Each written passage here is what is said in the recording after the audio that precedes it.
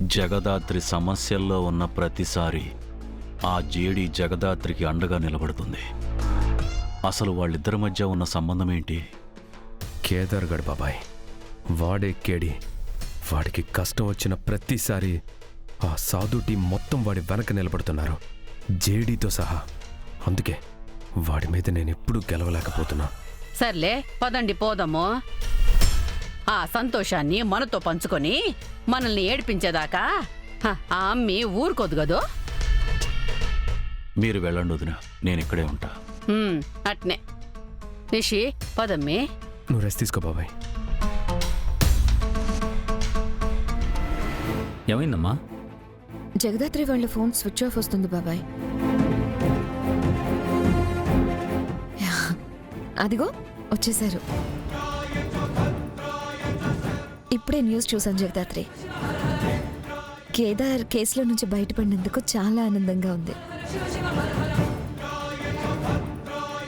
ఆ సూరి వెనకుండి ఇదంతా చేయించింది ఎవరో తెలిసిందా జగదాత్రి? లేదు మావయ్య గారు, పోలీసులు ఇంకా ఎంక్వైరీ చేస్తున్నారు. కానీ ఎవరో చాలా పెద్ద పేర్లు వినిపిస్తున్నాయని మాత్రం అన్నారు. అంత పెద్ద పేర్లు మీ ఆయన్ని జైల్లో పెట్టించాలని ఎందుకు చూస్తున్నాయి? వీళ్ళిద్దరూ బయటికి పోయి ఏం చేస్తా ఉండారో ఏమో, మనకేం తెలుసమ్మి. ఏదో ఒకరోజు ఆ రచ్చలన్నీ మన నెత్తి మీదే వేస్తారు. అప్పుడు అందరం కలిసి తూర్పు తిరిగి దండం పెడదాము, సరేనా? ఇప్పటికే అందరం వాళ్ళ విషయంలో నోటికొచ్చినట్టు మాట్లాడి చాలా పెద్ద తప్పు చేశాం. క్షమించమని అడిగే అర్హత కూడా కోల్పోయాం. ఏం నాన్న అలా మాట్లాడుతున్నారు? మీరు కావాలని తిట్టలేదు కదా. పరిస్థితులు అలాంటివి. మీరు మాత్రం ఏం చేయగలరు? కళ్ళతో చూసిన నిజాన్ని కాదని నమ్మడం చాలా కష్టం మావయ్య గారు. అయినా జరిగిన దాంట్లో మా తప్పు కూడా ఉంది. ఆ సూరి చెప్పిన మాటలు విని ఇంటికొచ్చి గొడవపడి అలా మాట్లాడకుండా ఉండాల్సింది. అప్పుడు విషయం ఇంత దూరం వచ్చేదే కాదు నాన్న. కాబట్టి జరిగిన దాంట్లో తప్పెవరిదైనా ఉంది అంటే అది నాదే నాన్న.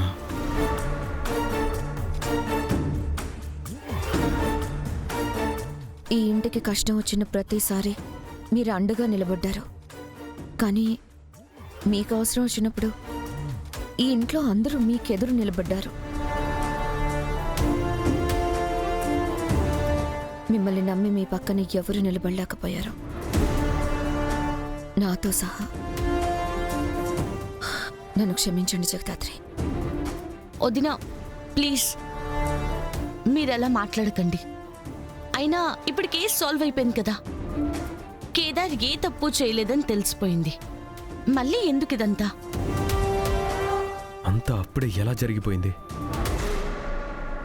కేదార్ మా బాబాయ్ని అవమానించడం మేమెలా మర్చిపోతాం? ఒక అబద్ధాన్ని నమ్మి మావయ్య గారి మీద అందరి ముందు చేయి చేసుకున్నాం. అదెలా మర్చిపోతాం మేము? అది తెలియక జరిగిన పొరపాటు నిషి.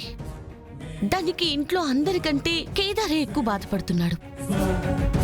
కొట్టి అవమానం చేశాక తెలియక జరిగిపోయింది అంటే ఎలాగే?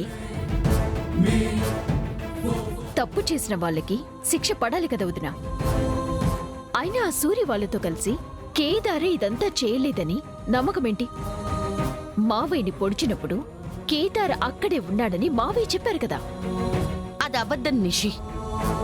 మావయ్య గారి మీద అటాక్ జరిగినప్పుడు అసలు కేదార్ మహల్లోనే లేడు.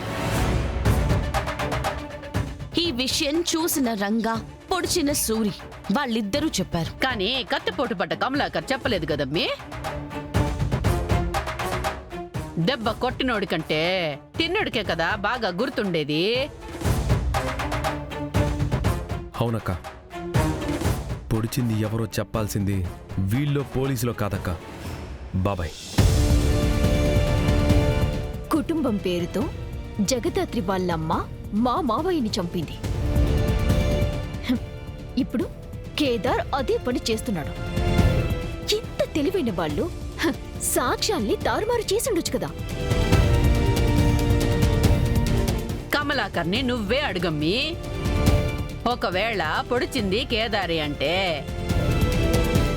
మీరే కేసులో ఏదో తారుమారు చేసుండారని అర్థము. సరే అత్తయ్య గారు, మీరు చెప్పినట్టే మావయ్య గారిని అడుగుదాం. నిషి చెప్పినట్టు అందరికీ క్లారిటీ కూడా వస్తుంది.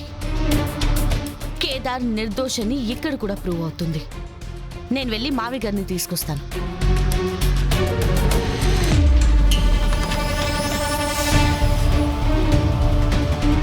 ఏంటత్తయ్య అది అంత ధైర్యంగా మావయ్య గారి దగ్గరికి వెళ్తుంది?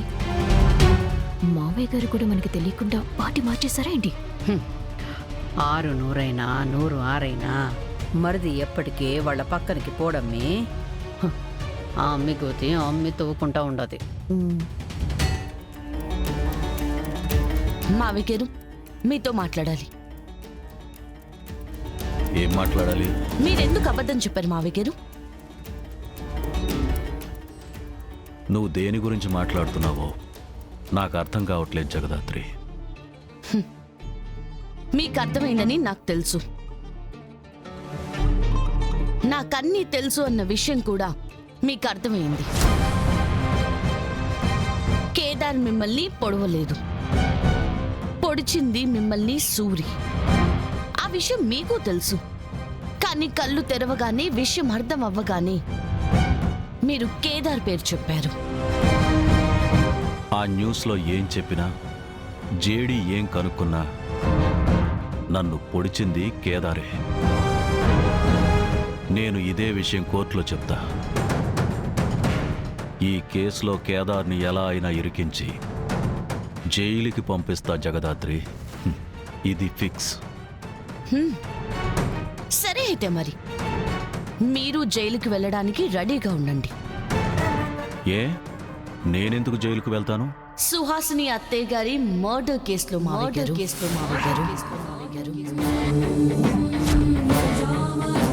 ఏంటి అలా చూస్తున్నారు? మర్చిపోయారా? లేదులేండి, మర్చిపోయి ఉంటే కేదార్ తాత వచ్చారు అనగానే భయపడి మర్డర్ ఎందుకు చేయబోయారు?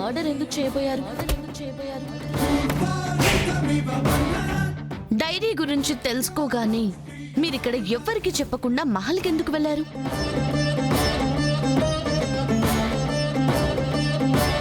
అంటే తాత అబద్ధం కావచ్చు, చెప్పిన విషయమూ అబద్ధం కావచ్చు, కానీ మీ భయం మాత్రం నిజం కాదా? ఇప్పుడు మీరు ఇంత భయపడుతున్నారు అంటే 25 ఏళ్ల ముందు ఏదో తప్పు చేశారనే కదా.